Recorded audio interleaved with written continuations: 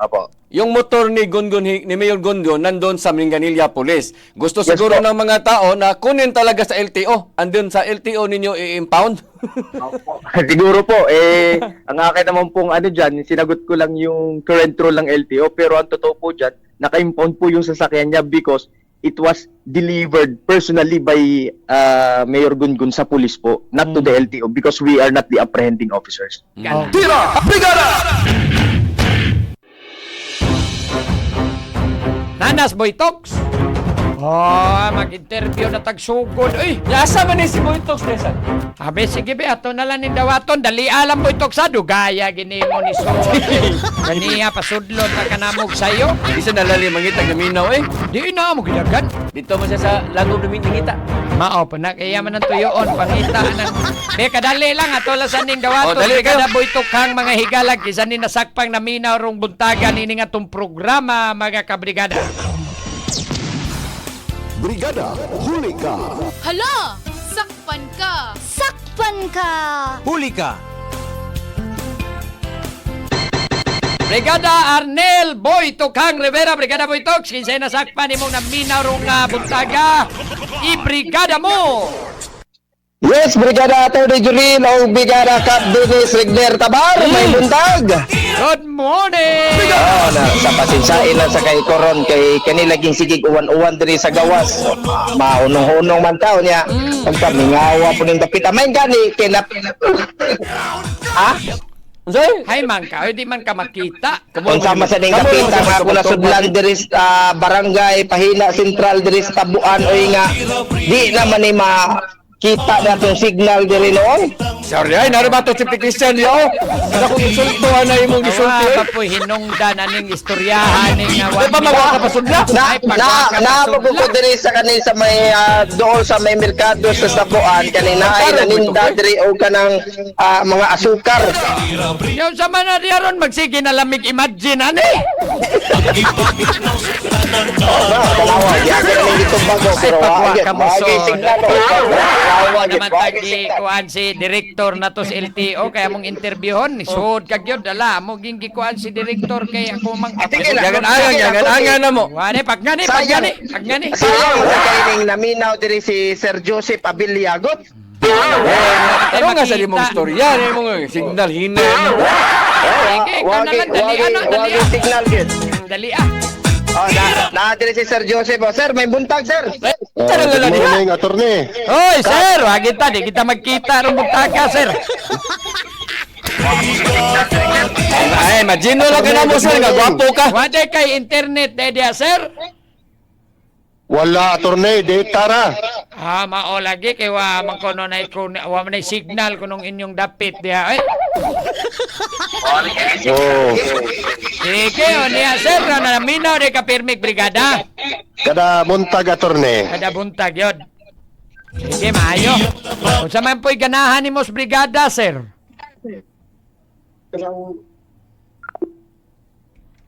Awan, anip. Manawa na mo na diha. Tang lagi. Awaan na. Ano gyud? Bisan ang kuan wa nagyapon? Wa na gyud. Ikuha na lang na Boy Talks. Videohin na lang na diya imong nasakpan na minaw. I-post na lang sa itong Facebook page. Brigada Boy Talks. Sige, gawa mo po hinungdan. Magsige ramig imagine rin. Useless ba? Useless man. Sige, Boy Talks. Ikuha na lang na. Videohin na lang na si Sir. Yung nasakpan imong na minaw niya. Tagain ng mga pahalipay. Puwas na sunod semana. Ayaw, pod karon. Sige. Biyari ta. Ito ning hatagan sa pagtagad. Brigada Cap. Sige. Di ani pagawas o kinini arong pagklaro ang ato ang LTO7 Brigada Cap, no? Kay daghan lagi kay nangutana bangano kuno nga katubang na ilambigitan nga disgrasya ni Dumanog Mayor Gungun Hika.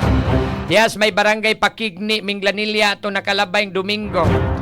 Ngano man kuno nga wa man kuno lagi in town to taod og plaka sa luyong bahin sa motorsiklo.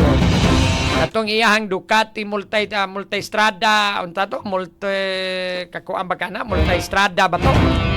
Ducati na kadungog ko na pero kana mga Oo. multi na wala ko kadungog na. Oh, nga wa man lagi kuno toy plate number pero nganong wa man kuno gi-impound. Ana ba kay usually impoundable man gyud brigada ka. Actually, mabito ng uban mahibong ba ngano man kay kana bitong mag-checkpoint ng LTO. Naalan sila makita ang plate number na mga violation dito magkarga. Correct. Oh. No, niya giklaro na sa LTO 7 sa ilahang official statement. Nagpagawas ni sila og official statement kagahapon brigada ka. Amatod pa dire ni Director Attorney Windel Dinglasan atong LTO 7 Regional Director nga merong nagtatanong sa public bakit hindi daw ini-impound yung motor ni Mayor or referring to Dumanhog Mayor Gongon Hika. No, gusto ko lang sabihin sa public na yung pagkawalang plate po ngayon sa LTO, ipakita na ko na doon, kana. Hindi po kaagad yan ini-impound. And even in the joint administrative order, walang nakalagay na impounding pagkawalang plaka. It is because may mga cases before na merong backlog ang LTO sa plaka. No? So kung impound namin yan, yung kasalanan ng LTO, tapos impound pa namin, di lalo mas masama para sa publiko yun. So hindi po talaga namin ini-impound yan. Sumanay giingon ni Director Windel Dinglasan. May rason. Naipunto pero mao lagi na. So unsaon man ni nato ron pag siguro ni rog ma-involve og mga accident or gamiton sa mga crimes diha karon kaning mga himuon nga mga kinini ang gateway vehicle brigada ka. Di ba kasad kay rason kay ang na-involve ang Unsaon man mayor? nato pag-identify ang usa ka sakyan sa motor. Kay mao man sa nay purpose, di ba? Mabitaw tong hugot kay nang gikuan gyud nga for registration di gyud na padaganon brigada ka. Anto kay makuha. Mabitaw na kay di naman na kuan, di naman na sa tinuod motorista ang kalangay dias LTO dias mga plaka pag-release nila. Pero na yung mga tao na nakapalit ubo. Junalin, di ta matuglayo. Si Junalin lang da, nakapalit sa motor. Until now, wapay plate number, wapay kumpletong mga dokumento. Napugos siya, nga wagin niya magdaw. May Siya buong magdaw. kaning mga motor nga nung dugay kay ning mga motor nga ang mga sakyanan dali ra man kay mga sakyanan. Nay ako Travis, di ba? Ginoo magdepende siguro kinsay nagpalit no. Mamater na. Mumater Mamater na. Mamater na. Kung Kinsay- nabukbuk kayo mo palit. Kuan, Do- kinsay ni palit. Standby sa inig dili ra ana si kuan. Mangangan man tana dong. Director. Balikan lang nato unsa man. Sige na mga 1 minute Kumisya magpa-commercial. ka ta. Hindi na ta No? magtabi sa no? Kumisya Oo. ka ta, no? Sige, so mao lagi na ron kay kasagaran dali ang sasakyanan ang motor mo'y Dugay. dugay kayo manggawas ang plaka. Tinood. Ilan mo Karon- ng tingbo na to, ni?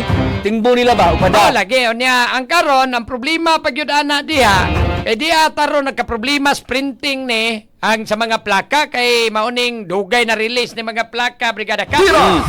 So ni kuha ni siya ni cause ni siya rog problema kay ang naitabo wala hinoy plaka di nakakagamit kay dakpon man og imong gamiton nga wa kay plaka. Anya mahadlok sa jug ka, oy. Kay Diba? magpaw Di. sa sakyanan. O gawasan ng impound dakpon ka di ba? Dakpon ta. Dakpon man ka.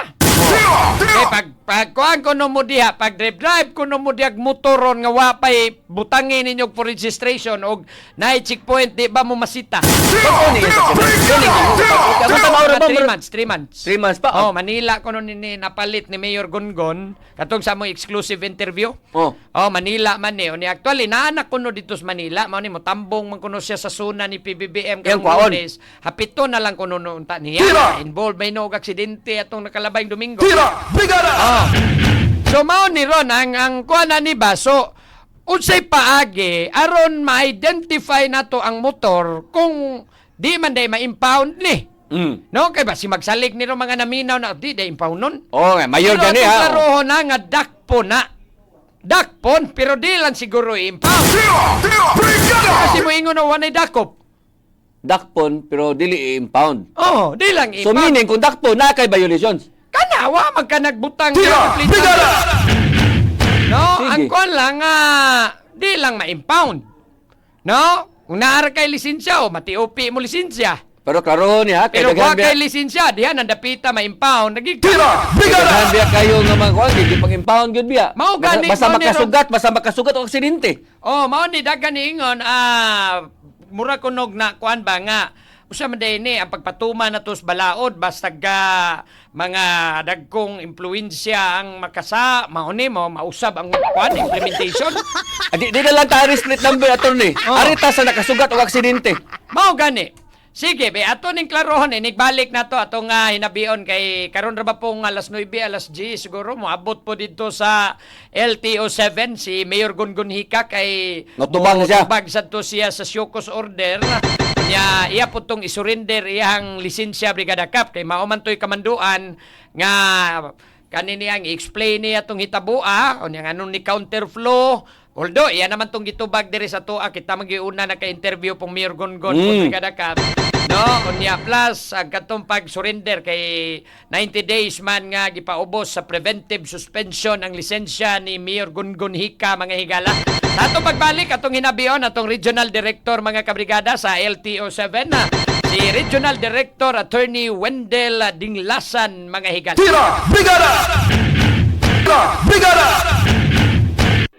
Alright, sige. Tawagin balik si Director Attorney Wendell Dinglasan na Brigada Lods para ato de mahinabi, maklarify ta gini klaro, Yes. maklaro pag yun nato ang clarification Brigada Cap. Aron sad matinawan nga to ang mga listeners Mo gyud. mga tigpaminaw ba basi magdaho mo awan na ni dakop og mag-drive tagoy plaka. Adi mo masaag ba? Ingon na ingon niya mo, oy, ingon gani sa. Koy dakop. Oh, ingon ben brigada, ingon ben brigada ayaw. Oh. Ang giklaro dire impound. Lahi man ang dakpon ka, lahi po nang impound Brigada Cap. No, so atong ikuan may nang maklaro pagyod ang clarification sa ato arong regional director sa LTO7 di astong linya mga kabrigada si Regional Director Attorney Wendell Dinglasan mga higala. Brigada. Exclusive. Brigada Exclusive Interview. Director, good morning po sa inyo Director Attorney Wendell Dinglasan po direct. Magandang umaga po sa inyo, attorney, at sa inyong mga tagapakinig. Kasama ko po sa program direct si Brigada Cap Dennis Tabar. Good morning, attorney. Magandang umaga po, Sir Dennis. Yes, good morning. Direct, itong clarification po ninyo is, of course, marami na naman nagre-react kasi sabi, double standard na naman yung LTO7. Kasi si Mayor yung na-involve, ganito na yung pag-i-implement. Pero iklaro lang natin yung clarification din sa LTO7, Director po. Ito pong mga walang plaka is i-apprehend pa rin natin pero hindi i-impound. Correct po. Correct po kayo, attorney. Aha. Yung clarification po natin na ginawa yesterday, sinasabi po natin sa publiko na solely on the basis of no plate, hindi po mag-i-impound ang LTO. Okay. Pero magfa-fine po ang LTO kasi nakalagay po yan sa Joint Administrative Order namin. So basta po hindi po kami, pag nakita po namin sa kalye na wala pang plaka, hindi automatic na, impound yan, walang plaka yan. Hindi po ganon. Aha. Pero mabibigyan po ng karampatan na penalty yan under the law. So, let's say, mati-OP ba yung license? So, yun yung Yes mga po. possible na violation. Correct po. In fact, matagal na po na panuntunan ng LTO. Baka po kasi nalilito ang ating publiko na marami na kasing na-impound na walang plaka. Hindi po. Siguro po ang nangyari before, na-impound po sila na walang plaka pero meron pa pong ibang violation na impoundable. Kaya po siguro na-impound. So, The yung reason- itong nangyari Apo, kay apo. Mayor Gongon Direk is talagang may fine siya, no? Maliban na lang sa ngayon sa subject ng Syukos po ninyo na naka 90 days preventive suspension na nga yung license niya. Pero hindi talaga ito may impound kasi meron siyang mga documents na naipapakita naman. Apo, ganito po attorney kasi ang LTO po wala po siya sa scene para Okay. mag-apprehend at that time. Okay. Ang Syokos order po was issued because the video went viral. So kailangan po namin mag-take action Tama. pero to set the record straight po, yung statement ko na sinabi ko na it's not necessarily impoundable. is only an explanation of the current rule of the Land Transportation Office because of the lack of plates and backlogs. Pero sa totoo lang po, yung sasakyan po ni Mayor Gungun, naka-impound po yan because sinurrender po niya yan sa police, and the LTO has nothing to do with that. Yes, yun po yung sinabi ni Mayor Gungun sa amin nung na may exclusive interview kami sa kanya na na-impound ng Minglanilla Police Station yung motor niya. Kasi sila yung mga first or yun yung mga unang nagresponde po. Correct po, attorney. And to set the record straight din po, yung sinasabi po naman ng public na under the Motorcycle Crime Prevention Act na automatic daw po na i-impound yan kung walang plaka, is only applicable sa roadside apprehensions, not by virtue of show cause orders po. Okay. Ito po, Direk, kailan po na mai-impound yung mga motorsiklong walang plaka po? Usually, ang mga motorsiklo po na mga walang plaka is may impound only if merong kasama na ibang violations na impoundable po. Halimbawa, colorum operations, yung mga ganyan po. Or Involved yung in a mga, crime. Involved sa accident, gaya ng nangyari po kay Mayor Gungun. Apo, at saka pag wala po talagang kapapel-papel yung sasakyan when it was apprehended. Aha. So, ito po, yung nakalagay, meron naman plaka, pero nilagay na yung tinatawag nating full registration or temporary plate. Is it allowed po sa ngayon po base sa rule po ninyo, Director? Actually, it is allowed naman po basta may complete yung papers. Okay. Pero it's advisable na maglagay pa rin ng temporary plates. Pero usually po dyan, sir, ang rule kasi talaga 7 to 11 days lang, iniintay lang natin na complete yung registration.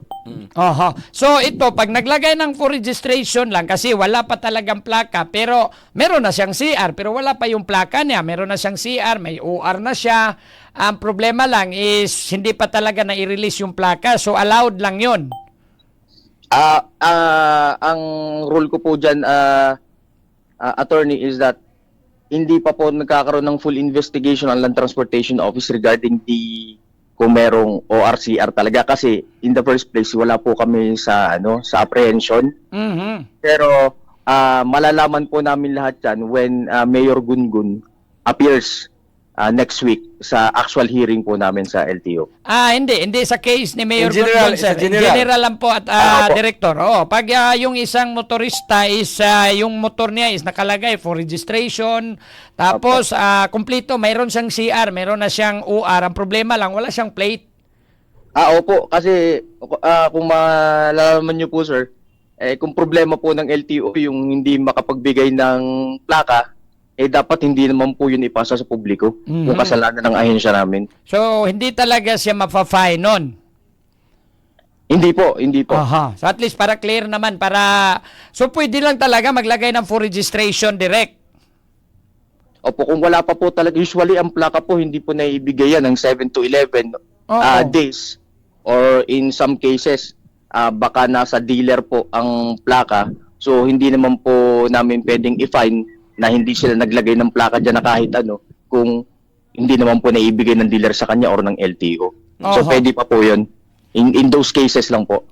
Pero attorney, wala ba tayong ginawa na mga pag-pressure sa mga dealer? Kasi yung problema sometimes 1 month or 2 months, di ba?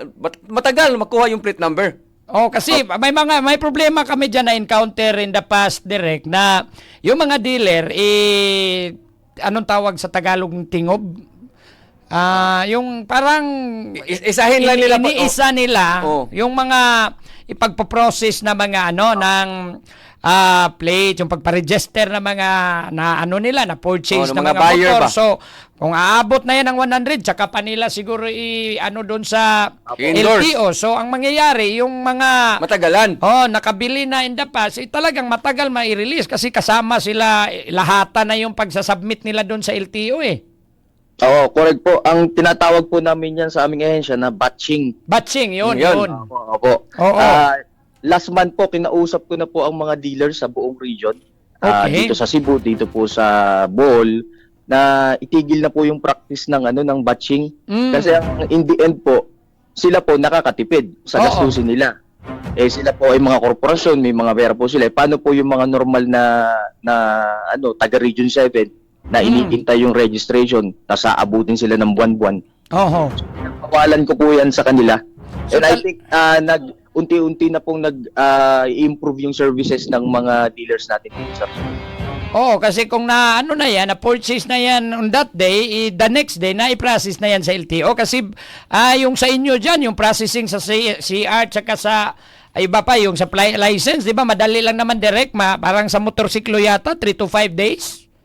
Opo, actually sa amin po is based on the rule, 7 to 11 days lang po. But depending on the circumstances naman sa amin po on our side, kung talagang nagproblema sa CR, ng supply, or ng plaka. Dito Pero lang- usually sa dealers po, kaya po nilang gawin yan dapat ng 7 to 11 days. Oo, kasi talagang unfair din naman. Bumili ka na ng motor, hindi mo magagamit. Kasi meron din tayong policy na hindi pwedeng gamitin mo yung motorsiklo mo or sasakyan mo na wala pang plaka, or hindi pa nakarehistro sa LTO. So, parang ganon. So, at least meron nakipag-usap na po kayo sa dealer dito sa Cebu Direct. Tama po, opo. Yes po, Aha. attorney. Sige, so at least ito'y klaro na para na rin sa yung mga nakikinig sa atin, hindi ma-misinterpret yung sinasabi mong hindi automatic yung pag-impound sa mga walang plaka direct. Opo. Oo. Tama po, attorney. Pero attorney, in general rule, kung yung sasakyan na aksidente or nakakuha ng aksidente, automatic Na-involve. automatic ma-impound ang kanyang sasakyan. Motor or sasakyan. Yung motor, Opo, correct po. Pagka as long as nandyan po yung yung apprehending officers po.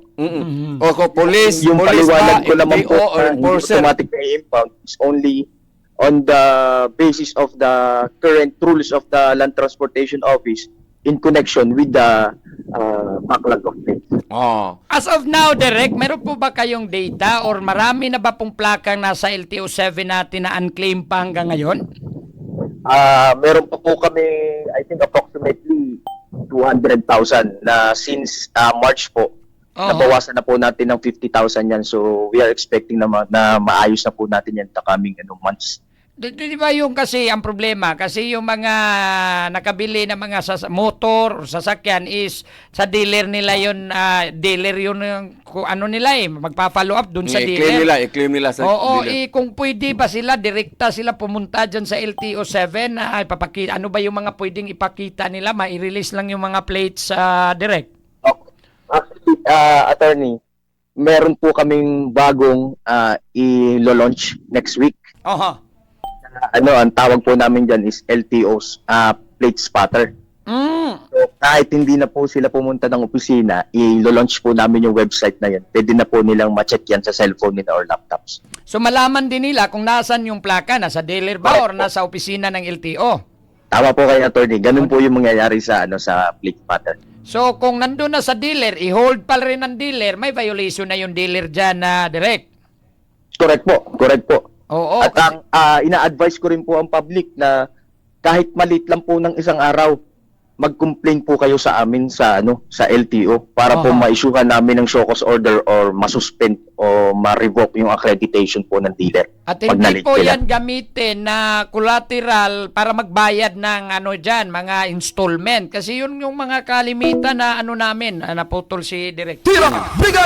Haliki gamay dong. Kaya diri ang problema, Brigada Cap. Kaya usahay ba ni mga dealer, marunong kayo, naguan na ang kanini mga plaka. So Direk, hindi po yan rason na pwede nilang i-hold ng dealer yung plaka ba once na i-release na sa kanila from the LTO, na i-hold nila doon sa naka-purchase ng motor or sasakyan kasi hindi nakapagbayad ng installment.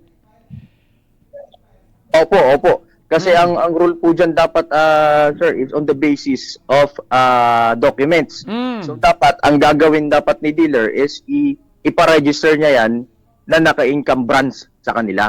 Okay. Hindi yung gagawa sila ng ibang bagay na mangiipit sa publiko natin. So pag hindi binigay, pwede na yung magreklamo yung naka-purchase ng motor doon sa LTO para ma-issuean nyo ng syukos yung dealer. Tama po. Kasi hindi naman po kumpleto ang motor nang wala po na papeles or wala namang plaka. Okay. Eh kung binili po ng publiko yan para maghanap buhay, eh di naipit po yung pumili pa. Maganda yung ilalunch nyo next week, Direk, no? Mas maano pa natin na madaling malaman ng publiko. Saan ba yan pwede mapuntahan? Doon sa Facebook page po ng LTO7? Hindi po, meron po siyang standalone website na ilo-launch namin officially at dun po pwedeng ma-check ng ating public kung nasa na po yung mga plakat. Makikita din po yung website doon sa Facebook page ninyo. Opo, yes po, ilo-launch din po namin dun. Opo. Ayun, maganda yan kasi para ano talaga, magiging ano na rin kasi yung mga motorista natin is excited na rin silang magkaplaka, Direk. Pero clarification lang, Direk, yung ma-impound yung motor Oh. dahil sa ibang violations. Yes po, tama po kayo. Mabuti po na in-erase ninyo yan kasi baka ang maintindihan po ng tao is automatic na Walang plate pagka number. sa plaka, hindi siya ma-i-impound. Mm. Hindi po ganun yung meaning nun. Pwede po kung yun lang ang basis na para kayo na walang plaka pero kumpleto yung papel. Pero kung wala po kayong plaka, wala rin kayong papel, may iba pa kayong violation, eh pwede po talaga ma-impound. Oh, lalo na kung nagda-drive ka na walang lisensya. Opo. Oh, automatic na yan, may impound talaga yan. Wala nang ibang ano dyan eh. Kaya hindi naman natin pwedeng arestuhin yun. Opo, administrative lang po ang functions ng LTO. Oo, pero at least na-clear po natin ito kasi ito yung kalimitan na mga nagtatanong eh. Kaya nga nagsasabi sila nagiging double standard daw yung LTO7 kasi in-apply sa kanila noon before na in-impound yung motor na kahit walang plaka. So, yun, ngayon na si Mayor Gongon yung na-involve, hindi. So, parang ganun yun, Direk. But at least naklaro natin ito galing mismo sa inyo po, Direktor. Opo. Yung Opo. yung motor ni Mayor Gongon nandoon sa Minganilla Police. Gusto Yes, siguro po. ng mga tao na kunin talaga sa LTO. Andun sa LTO ninyo i-impound. Siguro po, ang akin naman pong dyan, sinagot ko lang yung current rule ng LTO, pero ang totoo po dyan, naka-impound po yung sasakyan niya because it was delivered personally by Mayor Gungun sa police po, not to the LTO because we are not the apprehending officers. Okay. Papakonfirm ko lang po, Derek, ngayon pong araw or mga 9 or 10 ngayong umaga, pupunta po si Mayor Gungun dyan sa opisina po ninyo? No sir. Hindi. I'm not sure about the plans of Mayor Gungun, pero ang amin pong hearing date is, I believe it's tentative next week, Thursday. Oh, pero hindi naman, wala naman pumipigil din kay Mayor Gungun na pumunta dyan, mag-submit ng explanation letter niya at saka Yes, yung po. mag-submit, Yes, po, attorney. isurrender Yes, niya po, yung attorney. driver's license. Tama po, wala pong pumipigil sa kanya. Kasi yun Pwede yung po info dyan na receive namin na direct na pupunta daw si Mayor Gungun ngayon dyan sa opisina po ninyo. Okay po. Ato, Welcome naman po namin yung mayor sa pag-submit ng kanyang sagot sa Direct clarification din, yung 90 days na preventive, wala yang hindi yan kasama sa penalty. If meron kayong mga desisyon na mayroong kasalanan si Mayor Gongon and then additional na yun na suspension sa iyang plate number. Tama po kayo. Yung 90-day suspension po is only a preventive measure. Hindi po yan yung actual penalty namin. Pwede po naming Dagdagan. patawan niya ng additional na suspension or depending on the circumstances, revocation. Oh, pero hindi po ba maililift na yung preventive suspension yan, Derek, once meron na po kayong desisyon? Lifted na po yan. Aha. Once na i-release po namin yung decision. So, automatic lifted siya. Let's say, for example, within 1 month on the 3-month preventive suspension, may naipalabas na kayong desisyon na 6 months suspended yung license. So, yung preventive lifted na, automatic, sit-in na yung 6 months. Opo, correct po kayo. Hindi po muna natin tatapusin yung 90 days bago ipataw yung magiging actual penalty. Once Wala yung na-release po kwenta. yung decision, automatic na lifted na yung preventive measure. Yung 1 month na na-serve na niya sa 90 days, hindi yun ikwenta sa another 3 months ba or 6 months na penalty. Ay, hindi po. Because the preventive measure is different from the actual penalty. Kalimitang So, hindi po sinasabi direct ng mga ng publiko, ito, si Mayor Gungun yan, ayaw yan, may VIP treatment yung LTO. Ano po yung posisyon nyo dito, direct? Opo, hindi po totoo yun. I just want to let the public know na kahit po anong antas ninyo sa gobyerno o kaya kayo ay mga ordinaryong tao, ang batas po ng LTO will be applied equally under my leadership here in Region 7. Yung admission ni Mayor Gongon na kanya may sala siya, yung admission niya na naghingi siya ng Sorry, nag-apologize. Nag-apologize. Mumatter ba yon sa investigation ninyo? Actually, sir, we will be basing our decision on the totality of evidence and the circumstances. Based on law, ang remorse po kasi is a mitigating circumstance under our law. At least may parang talagang lesson learned, yung naliliksyon talaga. Opo. Kasi in fact, pwede nga pong itanggi ng kahit sino na sila yun kasi walang plaka eh. Pero ang ginawa po ng mayor, hindi ko rin talagang inamin pa po niya. Pero Tama. nasa investigation pa po tayo. I don't want to preempt the actual result. And in Pero fact, makapababa yun sa penalty, yung pag-amin niya. Opo, as stated po under administrative law, yung feeling of remorse is a mitigating factor. And in fact, nung na-interview namin siya, sabi naman ni Mayor Gongon na nag-ano nga siya sa LTO na huwag kayong na mayor ako. Kung anong karampatan na penalty ang dapat sa akin, ipataw nyo sa akin, yung parang ganon. Opo, tama po yun. In fact, anong na-aksidente po si Mayor, tumawag po kagad siya sa akin. Si Mayor po, I was acquainted with him kasi siya po yung nagle-letter lagi sa LTO na magbigay ng free TDC sa lugar niya, sa Dumanhog. So kaya ko po kilala yung pangalan ni Mayor. Pero nagulat po ako nung tumawag siya nung na-aksidente siya. Nakuha niya po yatang number ko sa ibang mayors po na may kasalanan daw po siya sa akin. So doon ko po sinabi na Mayor, kung ganun, kailangan ko mag-issue ng show cause order sa'yo para patas po. Kaya nga, actually, na-appreciate din namin siya.